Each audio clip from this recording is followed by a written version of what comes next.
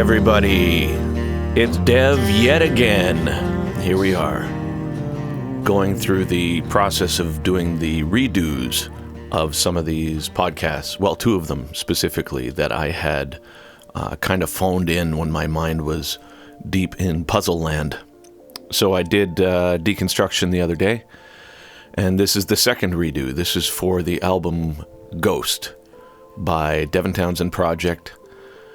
This album came out in 2011 and was the fourth album of the initial DEVIN Townsend Project series. So that was Key, Addicted, Deconstruction, and Ghost.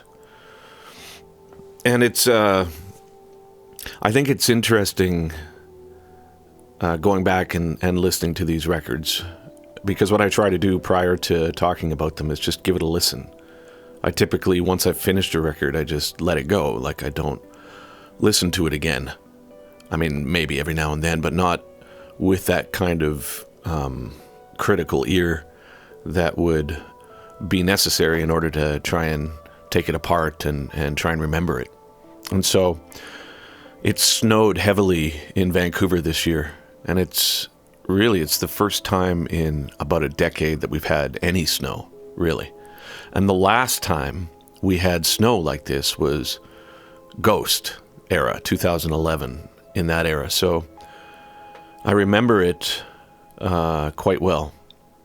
Actually, I clearly don't, because it wasn't Ghost where the snow was. It was it was 2008 when Key was being written. But I guess because I had written some of the more pivotal moments of Ghost during that initial influx of material, I still think of it as like a winter album. And Ghost they're all hard to talk about, really.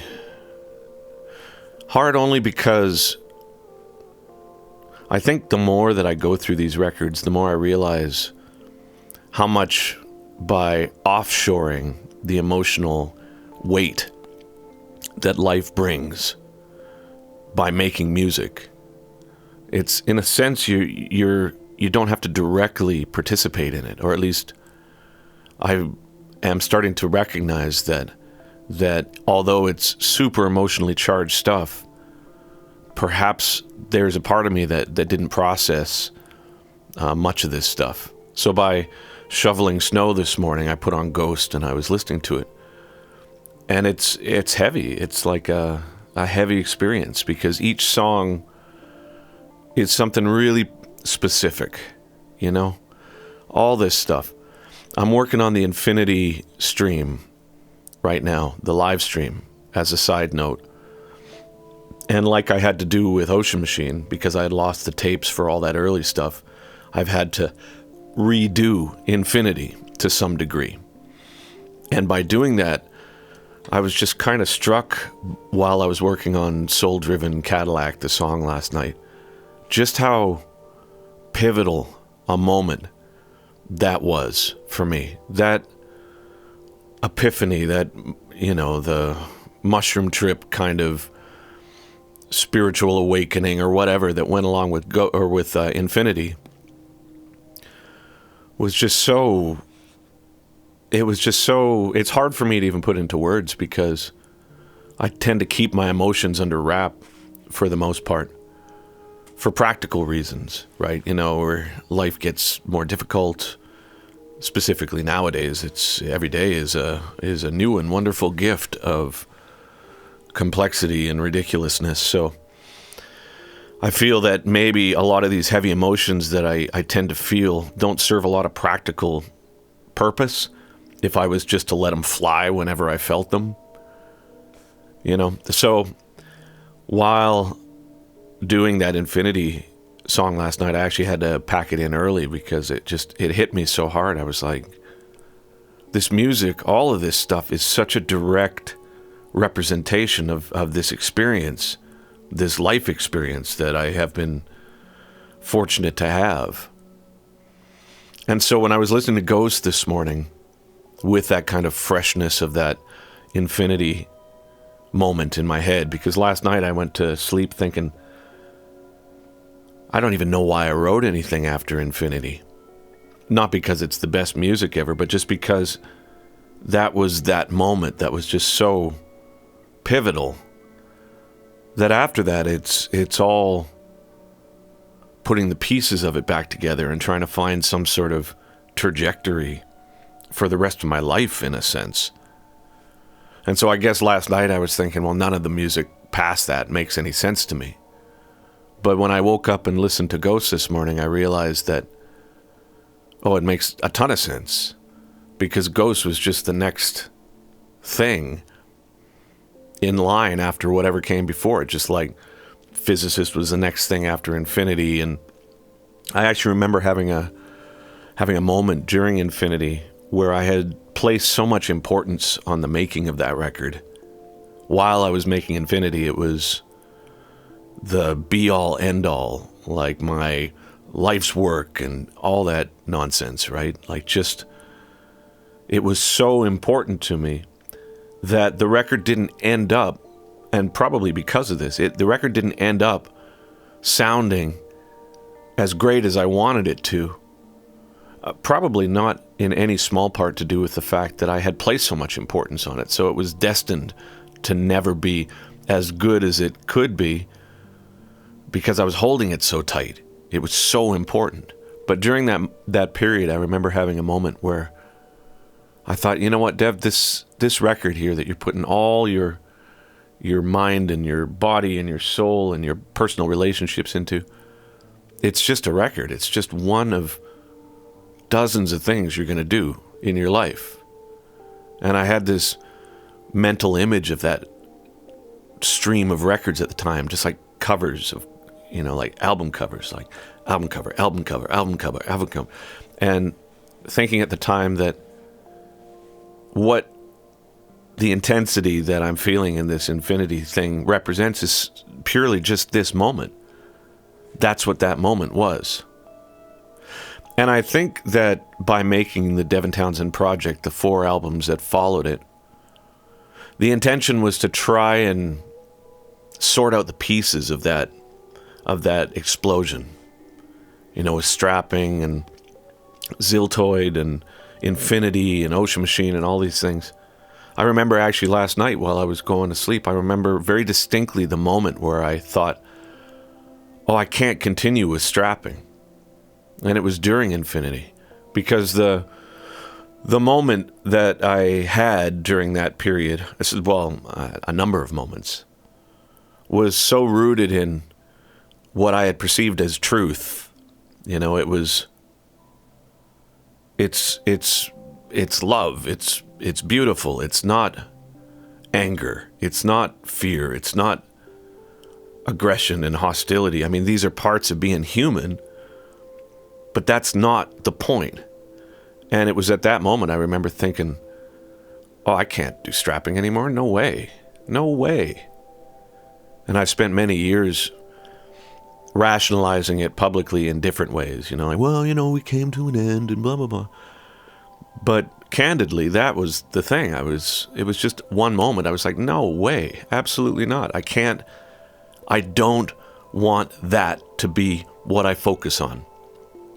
I want to focus on something else. I want to focus on something that is in line with this experience. And who knows, maybe it's all chemicals, maybe it's all, the brain is a very delicate organism.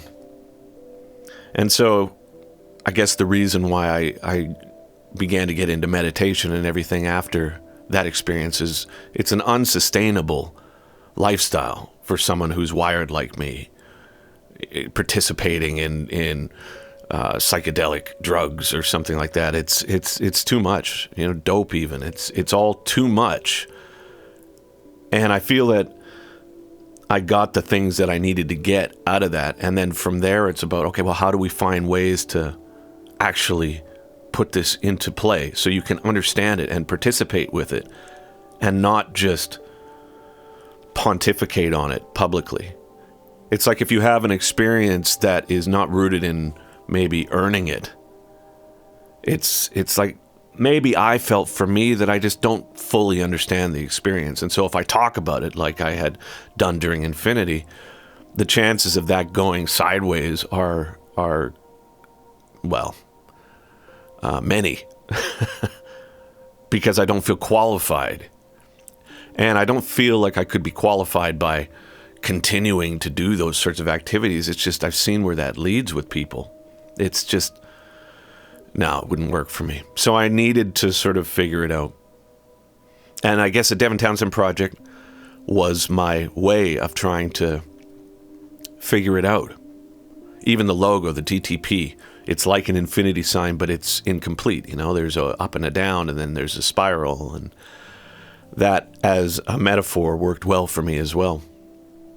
But I guess, long story long, what I'm trying to say here is I was so busy during the making of Devin Townsend project, and we had kids and infants, and my grandparents all died in a 1-year period, and all these things that happen life-wise are so overwhelming. Any one of these things is so overwhelming that I feel if I had stopped to grieve in the ways that would have been healthy and appropriate back then, I don't think I would have had the emotional resilience to take care of the things that were being asked of me at that point, to be a dad and to take care of the folks and, you know, just deal with the life things that the floodgate opened. I guess as soon as you have kids or as family gets older or what have you, the floodgates open. Or maybe I was just aware of the floodgates at that point. Whereas in the past, I was so consumed with myself and my own fantasies and my own world, I guess, that I had created for myself, that I just didn't see that those gates were open. So when I listened to Ghost this morning, there was a real sense of, oh, this is what this was about. Oh, shit, you didn't really put this together at the time. And it's a weird thing to say because I know very well what the songs are about while I'm writing them. But it's almost like this peripheral part of the creative process that is participating in that. Maybe you're working on the computer and you're just sort of slamming through the music, and there's a part of you that's being directed because you're not unaware of how you feel emotionally. But it's a real difference between intellectualizing what you're feeling and feeling it. And Ghost was meant to be the point of the Devin Townsend project, I suppose. In that, very similarly to what Puzzle and Snuggle did, where you have to go through the chaos in order to be, I don't know, blown open enough to participate in the awe or the peace or the love or the beauty or whatever it is, however that moment you choose to describe it. And so deconstruction into Ghost was a similar idea, but it was a much different emotional time, of course. I mean, no pandemic or whatever. But I was really workmanlike with the whole Devin Townsend project. I mean, as soon as I finished Key, I was working on Addicted. As soon as I finished Addicted, I actually started Ghost prior to deconstruction. I finished Ghost prior to deconstruction because I knew that the mental capacity that deconstruction was going to take would be exhausting. And as much as I use the work to help me calm down, or in a case with Ghost, I remember writing Fly because I wanted to listen to that while I was taking a plane, because I was flying a lot at that time, and I liked writing music that could illustrate my experiences. So while I was walking around the airport, I could listen to something, I could refine it as a result of participating in it in real time.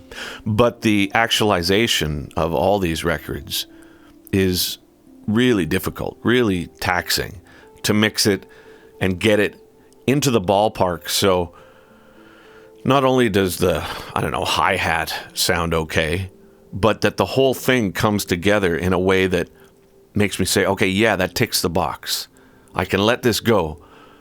Because although it may not be a perfect mix, technically, it makes me feel how I want this music to make me feel. And by proxy, the idea is that it makes the participant or the audience feel that as well. And so I knew that process was going to be exhaustive as a result of doing deconstruction, and I didn't want to be phoning in Ghost once it was done. So I recorded, mixed, edited, and completed Ghost while I was sending Florian the orchestral parts for deconstruction and sort of scheming the way that project was going to come together. Now, the process of making Ghost was, I think, best described by my love for New Age music when I was a kid. I know it's a punchline, and even back then it was a punchline, like New Age music. It's just silly stuff, or it's super corny, it's super cheesy. Even people that I know who do it are just like, yeah, it's all cheesy shit. But I loved it. When I was a kid, I loved it. And it started in grade 9. I had an English teacher. His name was Mr. Carter. And what he used to do, it's funny I even remember his name. I haven't thought about him since bringing this record into light a little bit more. But what he used to do is he used to get us to sit in our desks and put our heads on our table, and he would play us music, and then he would ask us to write an essay about what it made us feel, which in hindsight I think is a brilliant move. I think teachers are undervalued in society, and specifically good teachers, because an experience like that changed the course of my life in one period in grade 9. When I was in grade 8, I suppose, we went on a field trip. Like, it was the first time I was away from home, like a 3 or 4 day field trip. And we went to an island off the coast of Vancouver. And it was a profoundly beautiful experience for me. There was a sense of freedom. I met a girl. It was all like tied into that. And it was so new, and the potential and the romance and all these things that happen that typically is tied in with the adolescent experience happened then.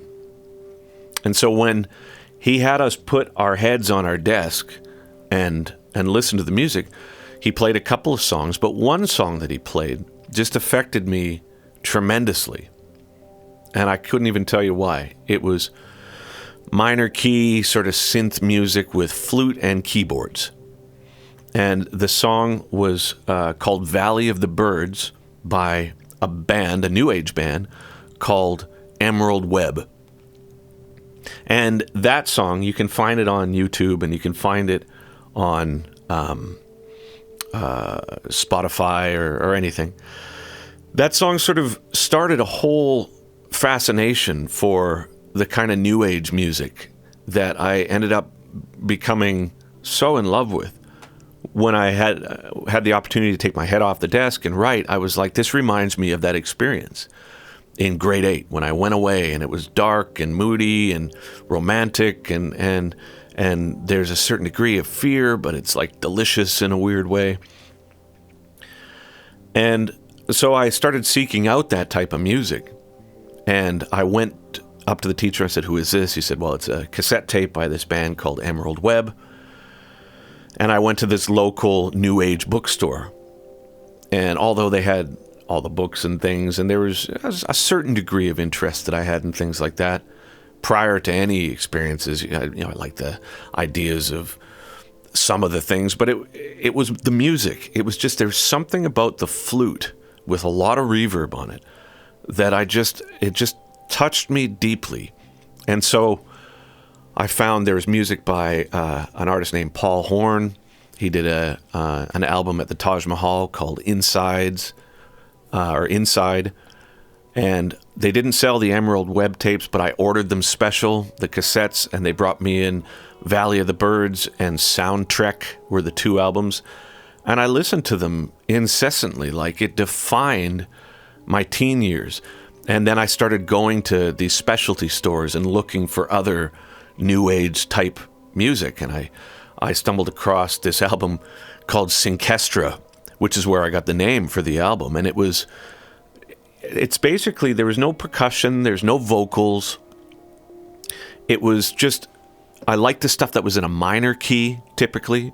There was another artist named Deuter, Deuter, that I listened to just so much. The album Land of Enchantment.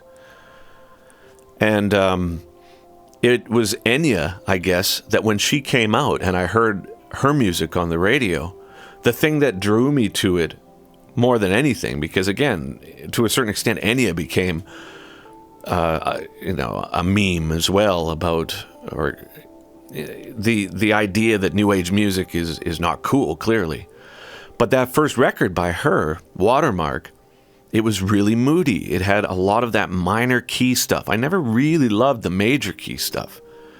In fact, I remember the following year, grade 10 or something, going on a band trip down to Los Angeles to play at a hotel. It was one of those cool things that we got to do as kids, which regrettably doesn't really happen now. But I remember going to this big record store. It must have been, what was the big one down there at the time? The one that was on Sunset Strip. I'm sure you remember. I don't actually remember the name. I'm sure it'll come back to me. But I remember going to the New Age section and going, oh, wow, look at all these artists that I've never heard of. No internet or anything. I'm going to take a chance on a couple of cassettes because you had an allowance and you couldn't just buy things. I did the same thing with heavy metal. I would buy Running Wild or, Kill 'Em All or whatever. I would take chances on bands and see what they were like. And I bought these two New Age tapes down in Los Angeles, and I hated them because they were so dippy. They have this keyboard that's got like a flute on it. You've heard it a million times. Or the E piano, and it's all in a major key, and they got some fruitcake yodeling in the background. Everything about it was not what I liked. So I started recognizing that my interest in this music was maybe not the genre as much as certain things about these initial experiences with that genre that I had.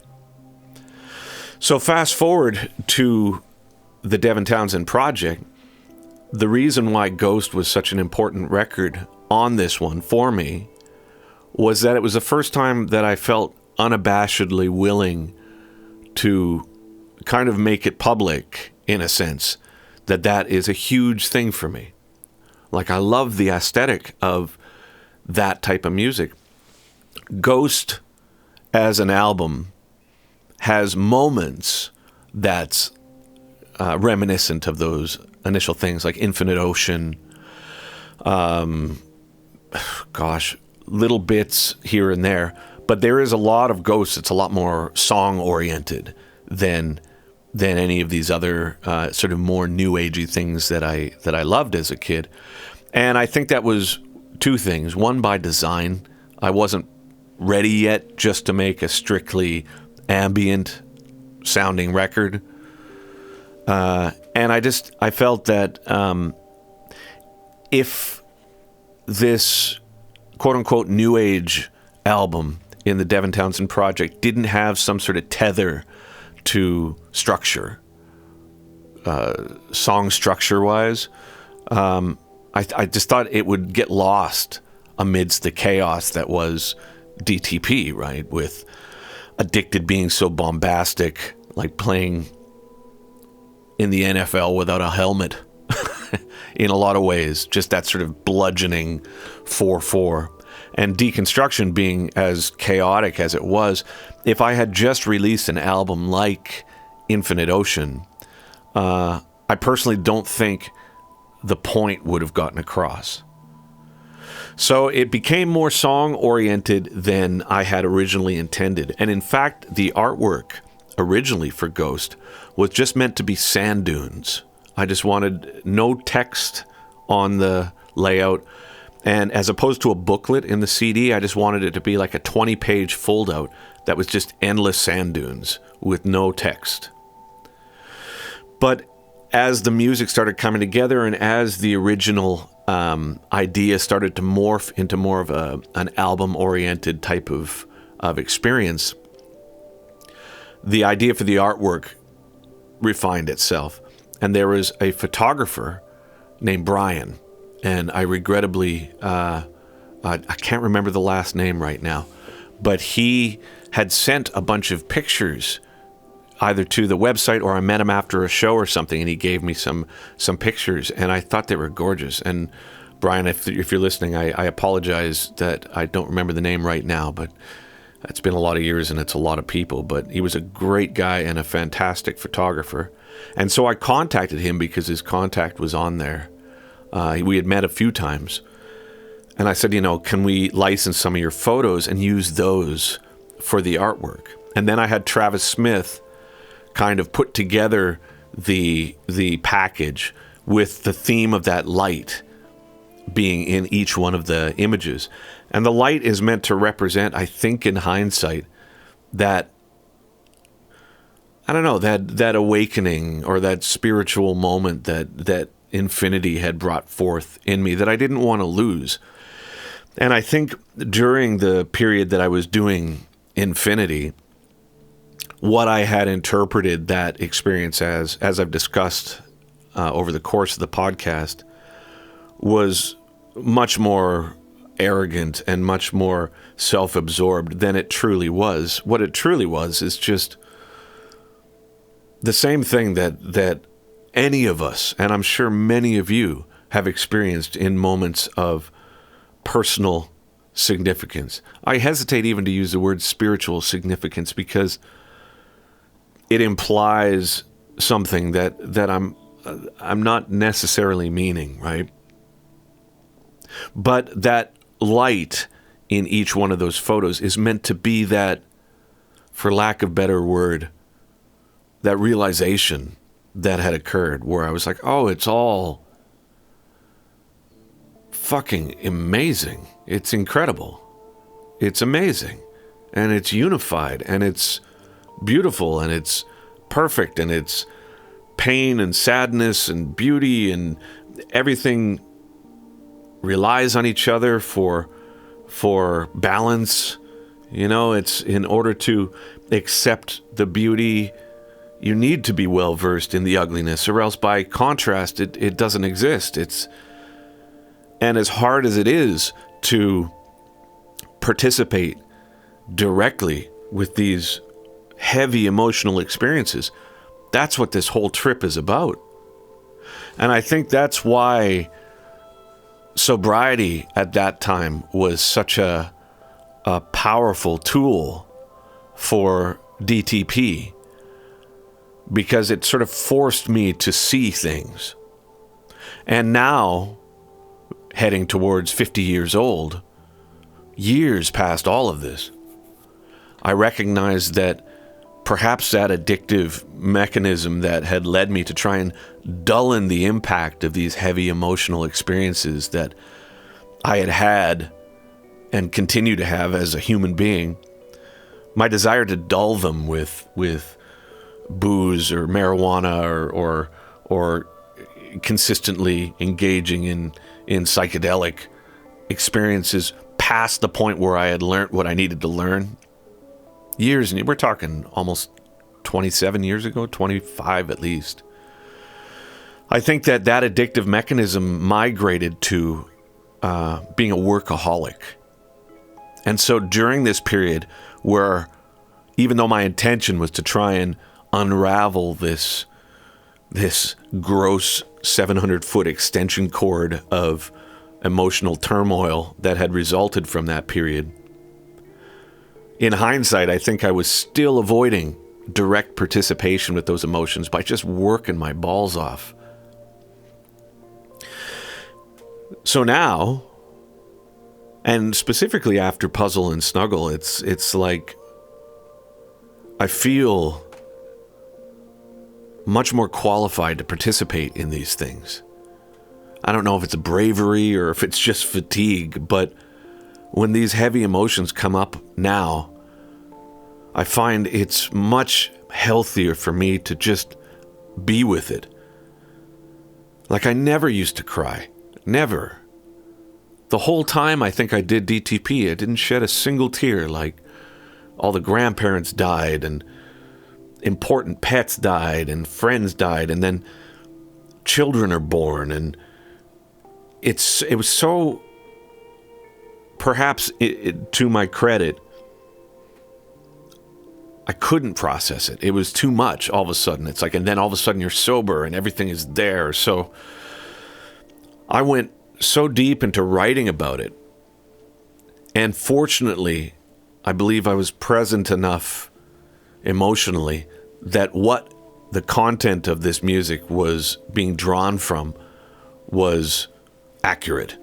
And the emotional parts of what makes that stuff work was there. But I was so busy doing it that it's only now that I'm feeling it. And Ghost was super heavy this morning. I'm trying to think of how I can even define what it is. It has a lot to do with innocence. It has a lot to do with childbirth. It has a lot to do with fear of people that you love dying. And the ghost being the memory. And I think that's ultimately what Ghost was about. The ghost is the memory. Whether it's the memory of that beautiful moment in 8th grade, or the memory of people who you love desperately that are no longer there, or even ruminating on what it would be like to lose just a child. I couldn't even, and the people who have, and then participating with people who have lost their kids. It's like the intensity of it is just so much that I think for years, as soon as that would kind of well up in my person, like say somebody had passed away that you loved desperately, that you have memories of just beautiful times. And as soon as they pass, and that the unbelievable loss, the primal human loss starts to rise in your chest, I think up to that point I was like, no way, man, I can't do that. It's too much. I'll write about it. I'll make a song about it. And in some way that I wasn't even aware of at the time, you're able to offshore that work that comes into play by strictly being present with what's going on. And I think that I can be, in my own mind, excused for trying to not participate in that because I thought I couldn't deal with it. There's no possible way I can deal with this loss. There's no possible way I can deal with this pain. But what I'm finding now is that it extended it for me. And by simply saying, here it comes, like, here's that pain. Just dig into it and just, it's okay to grieve. Not only is it okay, but it's essential. How can you go through life with all these things that life keeps throwing at you? All the pain, all the loss, all the beauty, all the glory, all the whatever. The horror, the fear, the humor, whatever. How can we go through life without knowing what it really tastes like? To like really dig into it. And not in a sadistic way, not like, oh, I love this experience. But in a sense, it's like a discipline. It's how do you do something that you don't want to do with an attitude that you would also carry into something that you would love to do? So I find all of a sudden I'm crying, just randomly. Or I feel angry, but not in the ways that it used to be. And when I think back to strapping, I was so afraid of feeling anger. I was so afraid of it because I didn't think I was going to be able to control it, that the anger came out just in all aspects of my personality.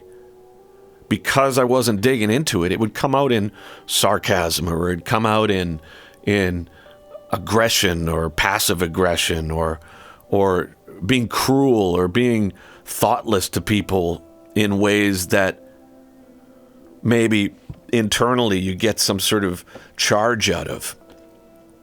And the same thing, as opposed to being sad, I spent a lot of moments with albums like Addicted, pretending there was no sadness in me, that there's no anger in me, there's no chaos in me. Clearly, I'm totally fine. I remember people would be like, wow, you just lost all these people in your life. How are you? And I'm like, oh, I'm so good. It's a part of life and everything's great. How are you? You'd sort of turn it around. But you never really dealt with it. So when it all came out, I'll tell you when the loss of my grandparents came out. We got a puppy years later. And I've never really been pet-oriented. Like, I just either selfish or just easily irritated. But I'm always like, oh, God, I love cats, I love dogs, but just be over there now. But when we finally got this tiny little puppy, and I remember holding it, and there's this innocence to it's. Of course, it's a puppy. It needs support. It needs to be taken care of. And I remember it all came out. I was holding this puppy, and all of a sudden, the death of the grandparents, just all of it, same time. And I broke down, and this dog's like, you're just being a puppy. And I remember thinking, wow, you were so busy holding on to these things when your child was born and when your grandparents passed away, and that you never actually participated in it. And what it took to bring that out was something that that I couldn't quantify in an intellectual way. I couldn't say, now, puppies, stop pissing on the carpet. It's a puppy. It's a puppy. And I think in the same way with Ghost, what it was about was the innocence of like a child, and how when I was a kid, I never wanted kids. Like, I didn't want children. And then when you have them, there's this, at least for me, there was this biological thing that happened where I was like, oh, now I care on a level that I didn't know existed, like on a lizard mind level, like something so beyond my capacity to intellectualize that I needed to surrender to it. And so the artwork and the light was about the memories, and Ghost is about a combination of death, the birth of kids, the fear of people and things that you care about going away. And it's now that I feel, although I don't relish the idea of participating in grief, at the same time, it's much easier now just to say, like, okay, bring it on. Let's deal with it. Let's get through this. Because the only way that we can get to the other side of grief is to just let it happen and just sit in it and be sad, and process the loss. Not by trying to think about it, not by trying to intellectualize it, but just by not fighting it. And I think that I fought my emotions for so long and then pushed it away with work and this, that, and the other thing, that now I can speak about it, fortunately. So I guess the whole DTP thing is about trying to organize it for future dev, and future dev is now having to figure it out, and that's okay. I'm all right with it. Going back to the new age style of music and why that was so important to me in terms of Ghost. Well, I remember when I was learning to play guitar, past the experiences that I'd had with Emerald Webb and all these kinds of musical groups and artists that were inspiring me. A lot of them were flautists. I remember trying to learn those licks that I would hear the flute play on guitar. So I was tuned to open C, and there was a piece on a Paul Horn album called Traveler. And it was just a flute playing these sort of mournful minor key, heavily reverbed out lines. And I, as opposed to learning how to play Yngwie Malmsteen licks, which I did, of course, I tried to learn that and could never alternate pick super well, so I just phoned that in. I would do the same process that my friends were doing with rock bands to these new age records, and I would learn those flute lines. I remember hearing about Alan Holdsworth as a guitar player learning saxophone lines and being really fascinated with like the jazz tonalities. So, although it's very different, it's a similar way of approaching the instrument in that listening to music that I enjoyed that was not guitar-centric and then trying to incorporate those sounds into my playing. And that Valley of the Birds song, strangely, by Emerald Webb, ended up being the main riff for Earth Day off of Terria, influenced by it at least. If you listen to that do-do-do-do-do-do, that Valley of the Birds by Emerald Webb, and then listen to Earth Day, do-ga-da-do-do-do-do-ga-da-do-do. It's influenced by that. It was that significant of a stylistic thing in my world. Thing, that's the word that I chose. That it affected everything. And when I got to Ghost, I thought, well, I want to make a record that's steeped in that. And so the two artists that were involved with Emerald Webb was a flautist and synthesizer player named Kat Eppel and her husband. And I looked up Kat Eppel on the internet. When I was a kid, of course, there's no internet, so I had not participated in what her career was and where she was and what was going on ever. And I looked her up and I found, oh, okay. She's performs, and she regrettably had lost her husband, which was the other part of Emerald Webb, years prior in a tragic accident. But she was still creating, and there was an email address on her website. So I just thought, well, hey, it's worth a shot. So I wrote her a letter and I said, hey, Kat, my name is Devin Townsend, and here's my story. I remember listening to your music as an adolescent, and it changed the direction of my life to some degree. And I'm making a record that's meant to be an analogy for facing the fear of being seen as someone who is as sensitive and likes quiet, meditative music as much as I do, after a career steeped in making songs like Oh My Fucking God and Shitstorm, and it's scary in a lot of ways because you're making yourself vulnerable. And by doing that, I'm looking for a flautist to play on it. Would you be interested? And she was very kind and sent a couple of mails back saying, well, I'd be interested in hearing the music, and I do session work and blah, blah, blah. So I sent her Fly and Heart Baby and Feather. And she really, I think at that point, realized that we had, or recognized rather, that we had some similar musical DNA. And so we started a rapport between us, and we ended up getting along really well. And then consequently becoming friends. And I would send her the music, and she would send back all these flute parts or synth parts. And I'd send her another song, and she'd send me back a whole bunch of things, and she'd send me back some improvisations, and then I would improvise on it.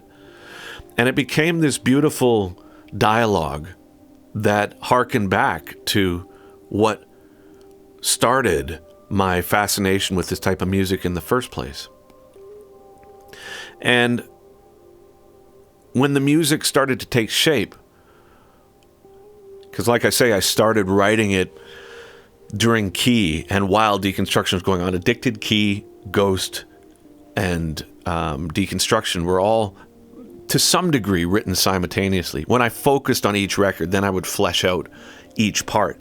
But the reason even why 4 records were decided on being a thing in the beginning was because my initial writing sessions included 4 different dynamics, and I couldn't fit them all into Key. I couldn't put the Mighty Masturbator next to Feather, next to Disruptor, next to Universe in a Ball. It just sounded wrong, really. And I'm all for making dynamic leaps that are jarring if it makes sense. But at that point, it didn't make sense. So it spanned out into 4 records.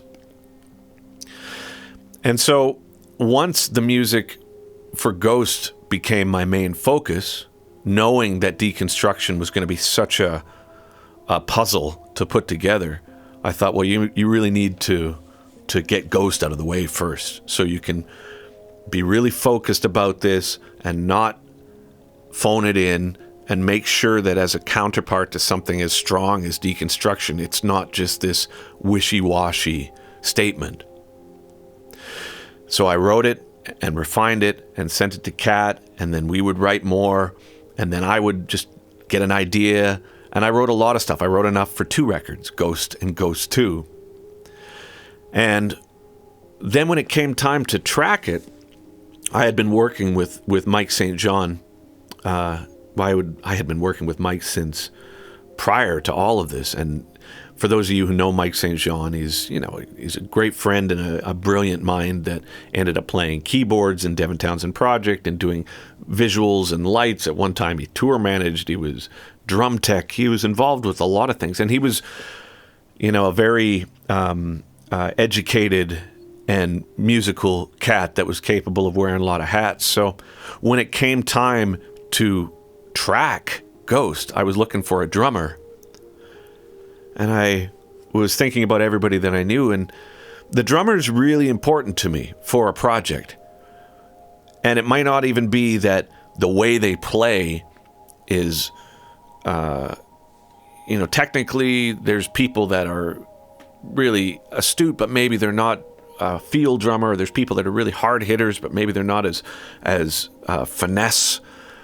But trying to find the right person for it is really important. And then I remembered that Mike had gone to university for drums, or for music at least, and he was a drummer first.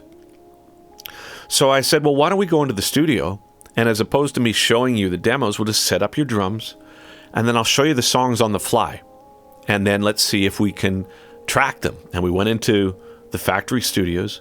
One thing I forgot to mention during this whole process is Sheldon Ziraco was the engineer for all 4 of these records, and he worked at a studio called The Factory, and he also did Ocean Machine.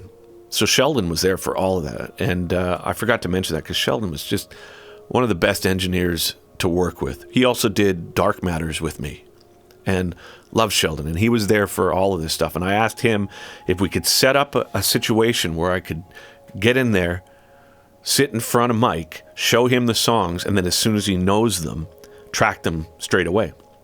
And so that's what we did. We got a little kind of jazz kit, and that ended up not quite working, although it was a cool sound.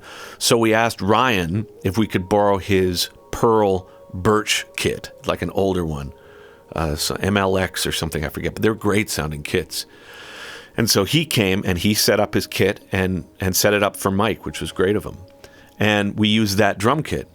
And I sat in a chair in front of Mike, and I used the Axe effects. When I was doing Key, I had a Buddha amplifier and all sorts of, I had a Gretsch and all sorts of outboard gear to try and get that big echoey sound. But Ghost was the first album that I just used a direct Axe effects, and I just had this little box on a chair beside me with my laptop on me, on the Axe effects. And it was an experiment on a lot of levels to see if it would work. And thankfully it did. I didn't recognize at the time how quickly Mike would be able to improvise and learn. And so I showed him the songs one at a time, maybe an hour each, and then he tracked them right away, move on to the next one, track it, move on, track it. And all the guitar parts that were the foundation for the recording that I ended up adding and modifying later on were all based on the tracks that I tracked with Mike while sitting in front of him with a click track. I'd say to Sheldon, we need a click, a little faster, 2 BPM faster. Let's modify this section here so it goes down maybe 10 BPM, and then we'll bring it back up. And we tracked it right away. And then at the very end, after we had gotten the majority of the drums done, Dave Young, who was also playing with me in the Devin Townsend project, and is a fantastic musician just all around, he was the keyboard player in key. And I asked him if he would come down for a couple of days and do the same thing. I said, the drums are tracked for the most part. We may be doing 1 or 2 more improvisations, but I'd like to just get the keyboards done, the sort of Rhodes sounding keyboard and the piano and things like that. I'd like to get that done so that when I take it home and start to refine it, a lot of the bulk stuff is done, like the pads and things like this. So Dave came down and he tracked the things that I knew I needed for the songs that existed between me and Mike. And then we did a bunch of improvisation as well. Much of that improvisation ended up on Ghost 2, which ultimately found its way to the Casualties of Cool bonus disc, like Drench and things like that. But there was a few of those jams that ended up being things that I put on the main Ghost album, Infinite Ocean, for example, or little segues between songs were long-form improvisations that I had done with Mike and Dave that I took sections out of and then maybe edited them together, took one thing from this piece, one piece from this piece, cross-faded it together, and then I would send it to Kat Eppel, and she would put a bunch of flute ideas on it, and then I'd take it back, and then I'd modify it and mix it. And then the material started to come together a little bit more. Now, there was a moment, and there has been a moment in a lot of records, where you have the bulk of the material written. Maybe typically you'd say between 10 and 15 songs would be an album for me. And sometimes you hit this kind of speed bump at about the 6 or 7 song mark, where past that point, either what you've written isn't that great, or it's fallen apart. It's like there's great moments, but then the record just doesn't seem to, it's like it's a little weak here, or it's a little weak there. And what typically happens is there's a period that exists where I have no inspiration, where nothing comes out. And then I'll write 3 or 4 new songs. And that completes the record. That's what happened with Ocean Machine. Like, the majority of the record was written, but I just hit a roadblock where there was nothing else. And then once that roadblock cleared, I wrote Seventh Wave, Life, Hide Nowhere, and Night. All those came in one blast. And the same thing happened with Ghost. And actually the same thing's happening with Lightwork. I wrote, finished, and mixed the album and listened back to it. And I said, 3 of these songs aren't cutting it because the other ones are so good. And with Ghost, that happened.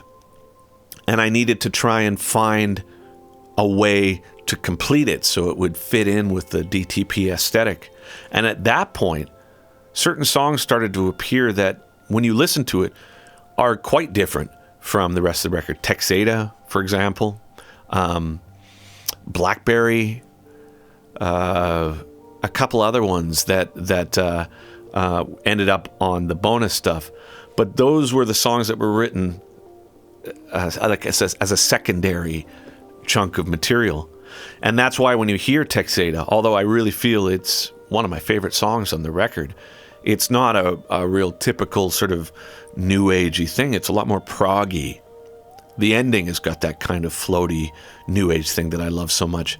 But the overall arc of the record required a bit more energy by the time I started completing it. And so certain songs were tacked on to provide that energy.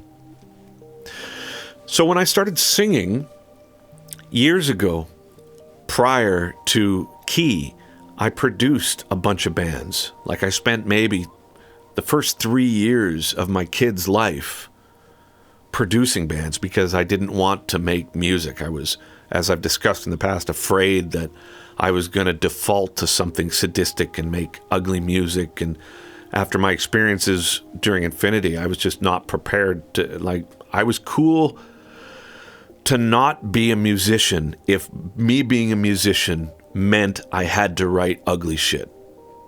I was cool with it. I had made my mind up. I was like, listen, there's a charge I get out of making this sort of stuff, but I've seen it for what it is in me now, and I just can't do it anymore. No matter how many people scream at me to, like, make something ugly, make something like strapping, I'm like, I can't, and I won't, because I don't want that. And that's my fucking choice. And so at that point, I remember thinking, I'll just produce for a while. And I produced a bunch of bands. I did like Darkest Hour and Guar and Lamb of God and Bleeding Through and Misery Signals, Soil Work. I spent a bunch of time producing and mixing bands. And one band that I produced and mixed was this band from Canada called Sights and Sounds. And that was I think of all the records that I produced, that was the one that I was most proud of. I thought that was a really cool record. My mind just keeps going back to all these bands that we did. Becoming the Archetype, December. There was a lot of bands that we did. But that Sights and Sounds record was great. It was Andrew, who sings for a band called Comeback Kid. And he had put together sort of a side project of music that was a lot more rock than hardcore or metal. And the guitar player for that band, his name was Adrian. Adrian ended up being the engineer. I ended up hiring him, and he worked at my studio with Mike St. Jean. And Adrian was just one of these wonderful people that happened into my life. He's just a brilliant musician, brilliant guy. And his girlfriend at the time, who's now his wife and the mother of their daughter, is named Katrina Natal. And she came and sang background vocals on the Sights and Sounds record. And I remember being so in love with her voice. After years of listening to these female new agey type things, like with Enya and all this, Katrina had this quality to her voice that I just found so peaceful. So peaceful. That's the only way I could describe it. And so when it came time to find the female vocalist for Ghost, my first thought was Katrina. I just loved her voice so much. She was, I think the thing that also drew me to her voice is when I first met her, she was working at the Buddhist center, and she was avid meditation, and these things about her character, I truly felt in her voice. So I contacted them and said, would you be willing to sing on this record? And over the course of maybe 2 weeks, we had at the factory, she came down and sang a bunch of things there. And then when I was working at this studio, Greenhouse Studios in Vancouver, she came there. And I think maybe over the course of 2 weeks, we tracked all the vocals. And I just love Katrina's voice. And she ended up singing on Snuggles as well for the exact same reason.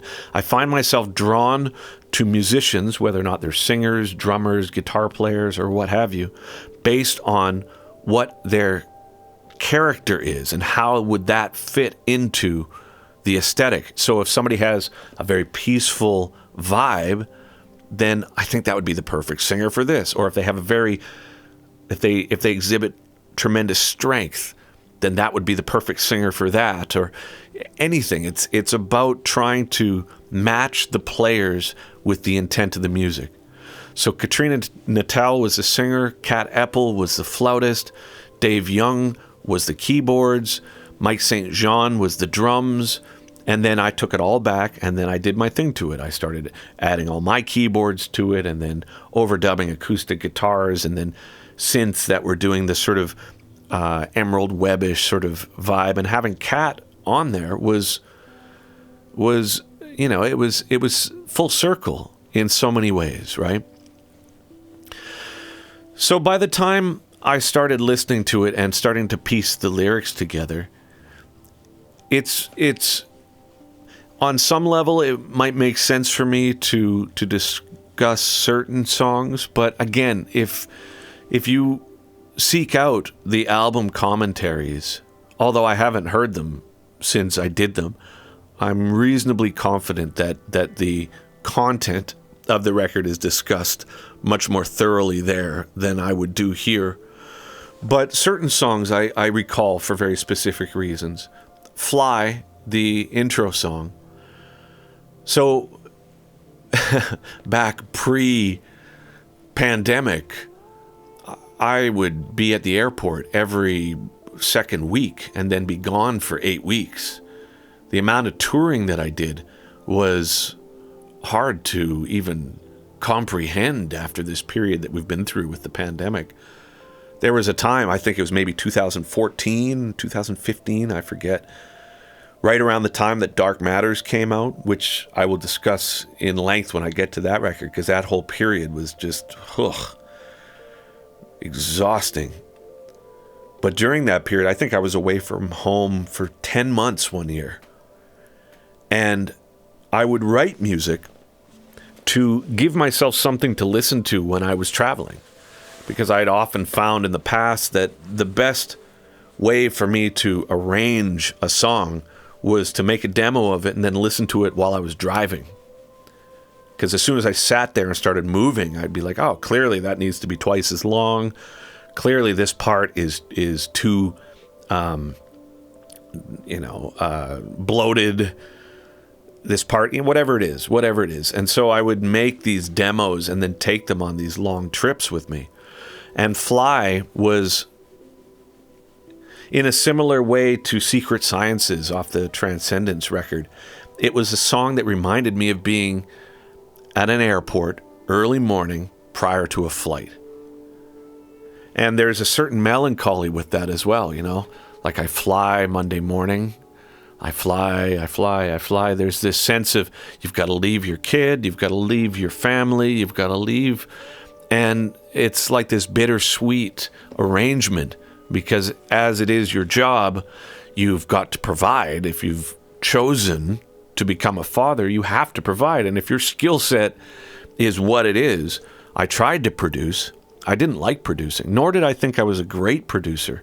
And the reason why I didn't think I was a great producer is most of the records that I did, you could tell it was me. And I don't think that's a sign of a great producer. I think a great producer is able to identify what it is that a band is looking for, and then they become that version of themselves as a result of a producer helping them identify who they are, as opposed to me, where I would just get in there, I'd be like, stand aside, I'll play the bass, or let me put a big keyboard pad here, or let me do a bunch of vocals. I would use these bands' material a lot of the times just as vehicles, and I didn't realize at the time, to just kind of create. And I got bored with that, and I didn't get a ton of work after a certain amount of time. So my skill set that I was able to provide as a father was I make music and I tour. So Fly was that kind of bittersweet. Heart Baby, I think a lot of the material was written while I was taking care of an infant. And so there's a delicacy to it, and there's that real sort of gentleness to it that I think comes along with it.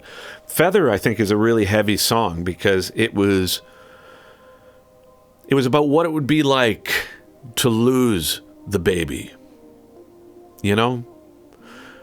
And I see people, and I've known people who have lost their children, and the idea of that intimacy that comes with being a parent, like a conscious parent, not just, we had a baby and fuck it, he can figure it out on his own.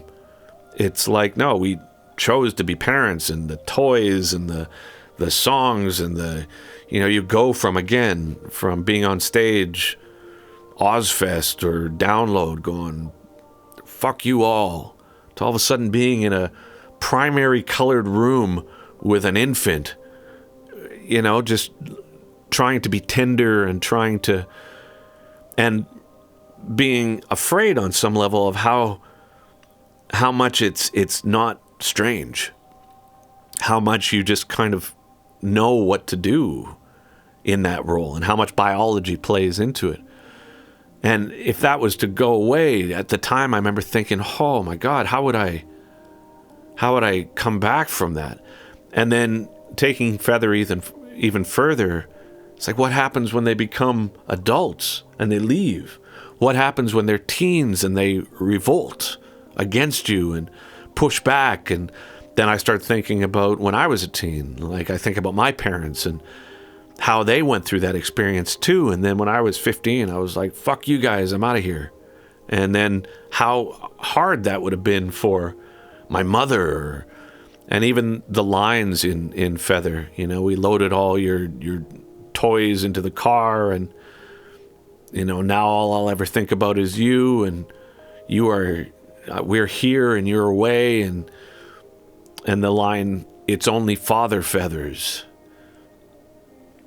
That whole idea of just like, this song is just about being a dad, really, or a parent. But from, I don't know what it's like to be a mother, so what I bring to the table is what it's like to be a father. And so at the end, the whole piece to you, I think that was the intent at that point is with the heaviness of it. And as it started rising in my chest at that time, and I wasn't able to really sit with it yet, I think my creative motivations were at least aware enough to say, hey, peace to you, man. It's okay.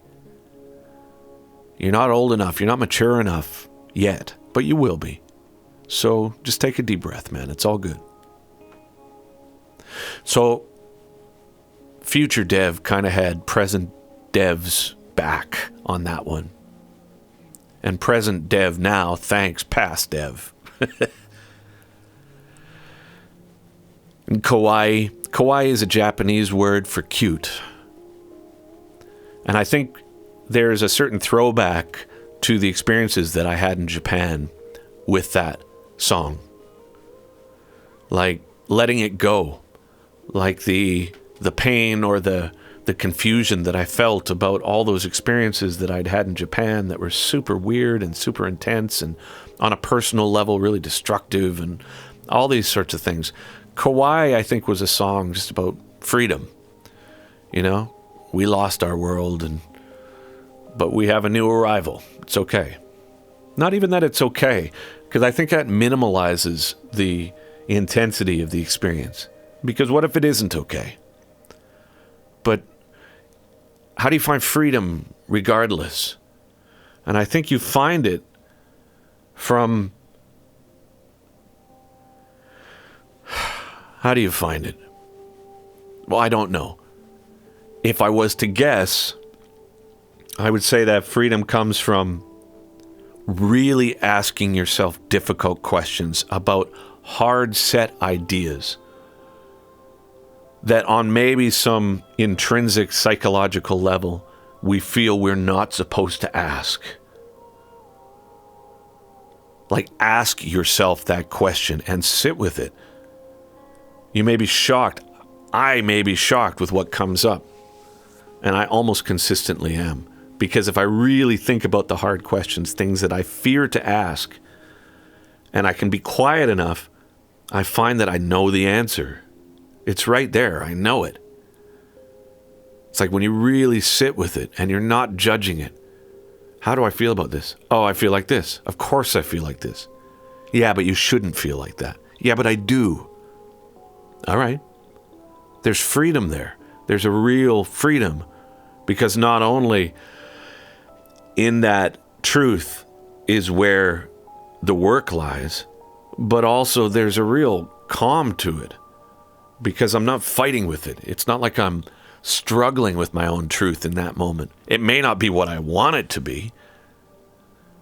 Maybe it's some deep-set prejudice. Maybe it's some deep-set psychological hurdle, that years of conditioning that we're not allowed to question. But when you really question it, how do you feel? Yeah, I can't answer that, because if I answer that, whatever, I'm going to hell, or whatever it is. But in that moment, to be like, yeah, but that's what I feel. That's what I think. And if that is unacceptable when it comes up, well, at least you know what the workload is. Whoa, I never knew that on some level there's a misogynistic tendency, for example, that hidden under all these platitudes and all this bullshit, there's this thing that you learned as a kid, for example. Maybe you learned it from your father about gender roles or what have you. And we can intellectualize our way into thinking, hey, it's this, that, or the other thing. But if you ask yourself and you come up with some answer that you're like, wow, I never realized that that was there, doesn't mean that's you, but at least you know, and then you can start to analyze it. Or not even analyze it, but by sitting with it, I think you can then start to heal it in some way. So, Ghost as a record, memories, birth, death, and healing. And I think I'll close this podcast by saying what's required for healing, in my experience, is to be brave enough to look at some of the things about you that may not be perfect. Because the only way that you're going to solve them is to recognize that that's part of you right now. And I think prior to this, I had spent so much time wanting to construct an identity for myself that was, something that people would like or would be accepted or what have you. And because we are human, and because the experience of being human is such as it is, you can't be afraid to admit these mistakes. Because that's the only way I feel I've done any growing, is to be like, oh God, I can't believe that happened. Wow. Okay, well, you have two choices. Either feel sorry for yourself or get over it and don't let it happen again. So that's Ghost. So, where are we at now? I'm going to go back to working on the Infinity live stream. I think we announced that tomorrow. Day after, what is it today? It's Thursday. Here, I'm going to look. It's Thursday, January 6th, 2022. So I think on the 7th, we announced the Infinity live stream. I'm trying to wrap my head around where I found myself so I can write another 3 songs for Lightwork, because I think if I can conclude that record in a way that can really break through this current block, whatever that is, I'm sure in some future podcast I'll be able to look back and identify what the block is that I clearly can't see now. But that's what I'm going to do now. So until next time, my friends, I hope you're doing okay. Keep your head, keep your wits about you, and lots of love. This is Dev, out.